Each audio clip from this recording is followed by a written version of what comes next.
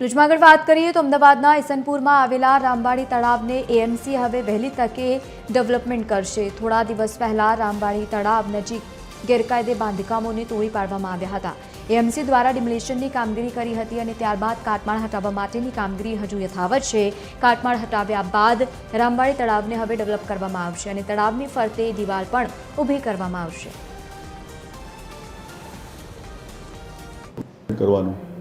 એ હાથ ઉપર ઝડપથી હાથ ઉપર લેવાની સૂચના આપી છે અને ફરતે જે વોલ કરવાની છે એટલે કે જે દિવાલ કરવાની છે તળાવની ફરતે એ પણ ઝડપથી ચાલુ થાય જેથી કરીને જે ત્યાં તળાવની અંદર ફરીથી દબાણ ના થાય અને ફરીથી દબાણ તોડવા ના જવું પડે એ અગાઉ અગમચેતી વાપરીને એ ફરતે દિવાલ કરવાનું સૂચના આપી છે કે ઝડપથી દિવાલનું કામ ચાલુ થાય। અમદાવાદ મ્યુનિસિપલ કોર્પોરેશન દ્વારા ઈસનપુરમાં આવેલું રામવાડી તળાવની આસપાસ જે ગેરકાયદેસર રીતે લોકોએ બાંધકામ કર્યું હતું તે બાંધકામનું ડિમોલિશન કરવામાં આવ્યું છે।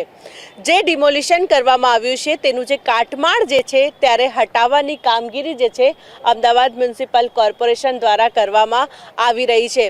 વાત કરવામાં આવે તો આ રામવાડી તળાવને લઈને વોટર કમિટીમાં ચર્ચા કરવામાં આવી હતી અને વહેલી તકે આ તળાવને ડેવલપ કરવામાં આવે તેવી ચર્ચા આજે વોટર કમિટીમાં કરવામાં આવી છે। હાલ પૂરતું જે ઈસનપુર વિસ્તારમાં જે રામવાડી તળાવ છે તેની આસપાસ જે ડિમોલિશન કર્યા બાદ જે કાટમાળ જે છે તેને હટાવવાની કામગીરી કર્યા બાદ આ તળાવની આસપાસ જે છે વોલ ખડી કરવામાં આવશે અને ત્યારબાદ આ તળાવનું ડેવલપ કરવામાં આવશે। કેમેરામેન જનક ચૌધરી સાથે મોનિકા રાજપૂત, TV13 અમદાવાદ।